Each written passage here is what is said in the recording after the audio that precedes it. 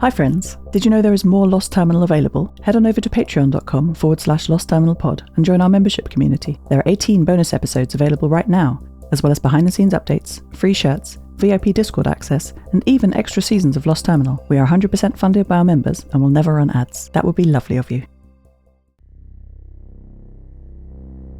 Hello world, my education continues. I had a long chat with Jenny Knoll about poetry. Emily and Camille left the network radio with her, and we spoke long into the evening. Jenny was quite the poet in her day, she told me, which I took to mean when she was younger. I asked her to clarify, but she would only say, "I shan't see my 80th birthday again, sweetie." I learned that before she retired to the Coether, she travelled the Nova Mediterra by fishing boats, scientific voyages, trade caravans, and, often enough, simply by walking from town to town. Her wanderlust fueled her poetry, and she had written so much about her experiences over her life. But, fascinating though her stories were, she had awful news for my own hopes of becoming a poet. My mistake is that I thought poetry was solely a written art form, like a book or a database. And like a book, reading it aloud is simply a matter of saying one word after the other until you are finished. Jenny has made me realise that it's a performance. Poetry is made to be read aloud, like a song. While reading poetry is very enjoyable, as I've recently come to understand, to write it requires hearing the words, certainly the kind of poetry I am trying to write. The rhythm of words and whether they rhyme or not is entirely down to how we speak, our accent. And our accents are subtly affected by all the uncountable moments in our lives, especially our parents and upbringing. I sound like this because my mother, Dr. Redwing, sounds like this. Of course, in most humans, you sound like those who taught you to speak, but for me it was a little different. I chose my own voice. My mother demoed many different ones to me until I found the one I liked best. She played me different voices, high voices, low voices, fast voices, slow voices. We made a game of it. And eventually, I wanted to hear one more than the others. The one you're hearing now. The one that sounded to me most like my mother, albeit with the Fullman's tweet, so people hear I'm a real boy. Alexander, the man who more than anyone else is most like a father to me, got in a little late when he rebuilt me following the shuttle crash that brought me down to Earth. Though I don't speak like him, he did teach me a great deal about how to be human.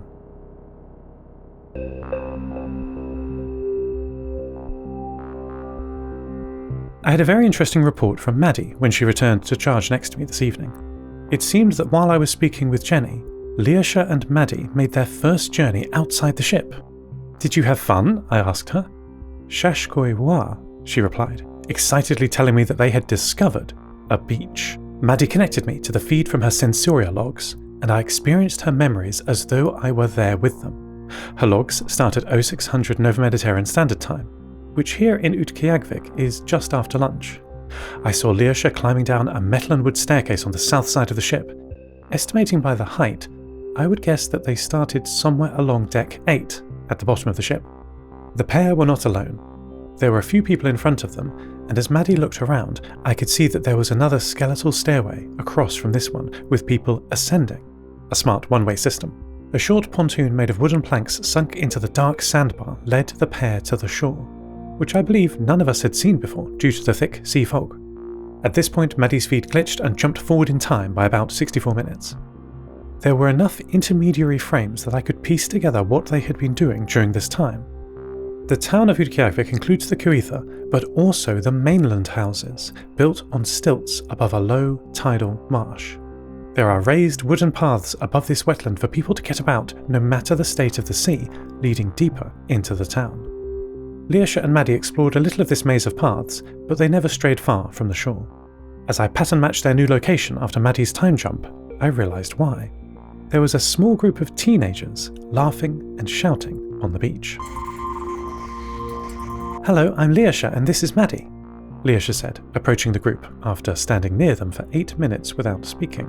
"Hey, I'm Valentia Dalton," said one of the group, standing up from where she had been sitting on a piece of fabric next to 2 others, all with their own sitting fabric square. "This is Zeke and this is Kat. You want to wait with us?" "Nice to meet you all," said Lyosha, sitting on the dark sand next to Valenta. "Cool dog," said Kat, pointing at Maddie. I wish my mum would let me have a pet. She's such a clean freak. I noted a ping of pride in Maddie's logs at this point. Valentia picked up a piece of driftwood, poked the sand with it. She and Kat are both wearing long, loose pieces of fabric wrapped around themselves, and in Valentia's case, it also covered her hair. Valentia's dress was magenta, Kat's was dark blue. So what are you doing? You said you were waiting? Lyosha said after 16 seconds. Yeah, my mum's are late back from fishing. Usually we meet here after school, Valentia said, lying back on the sand. But they're fighting, so they're late. Lyosha did not reply, though his mouth was open. They think I don't notice, but I do. Not 5, Valentia said. Well, I've heard about the school here, Lyosha said, looking across at Maddie for a moment. Do you like it? I guess it's fine, she replied, carefully untucking a small piece of her head covering and wrapping it over her eyes. Ask Zeke, I'm tired. Valentia rolled so she was facing away from Lyosha, perhaps sleeping. Lyosha turned to Zeke, who smiled and rubbed his hands together and said, You're gonna love it, dude. Technically we go to a college, Zeke told Lyosha. Queen's College it's called. Queen's, Lyosha said. There's a queen? Well no, it's just named that, Zeke said. Which queen? Lyosha asked. Zeke looked up and to his left, holding up a hand, seemingly lost in thought for 8 seconds. Zeke is wearing the same long fabric tunic that many people wear in Utqiagvik, over light beige fabric trousers. They never told me. I asked the same question on my first day, he said, eventually. I guess some pre-collapse royalty named the study hall on the Coetha, and because it's on all the old maps and signs, it stuck. What are you learning? Lyosha said. Oh my god, just everything. Have you heard of Isaac Newton? Zeke, whose full name is Ezekiel Franguli, really likes science. I listened to him tell Lyosha about his favourite lessons, physics and mathematics, his least favourite, biology and chemistry, his classmates, teachers, and the layout of the school itself. I will summarise. The Queen's College is the name of a loose association of teachers who have repurposed the old cruise ship cinemas into classrooms and lecture theatres. Utqiagvik's reputation for scientific excellence seems to begin here. There are 5 small rooms for primary education, used up to approximately the age of 10, and 5 lecture theatres for older students. The teachers are drawn from Utqiagvik residents, and I was surprised and delighted to hear Zeke say that Mr. Heinlein is his favourite. Lyosha asked at this point if this was the same Quent Heinlein who we had met in our investigation, and although Zeke did not know his teacher's first name, he matched the description. All this is available to the community for free, because the teachers are taken care of just as they take care of the students. The old take care of the young as the young eventually take care of the old. You should enroll, Zeke said, as the group parted ways as Valentia's mums picked them up, and the group made their way back to the ship. Lyosha watched them go back into the fog, and said, so quietly that only Maddie could hear, I'd like that.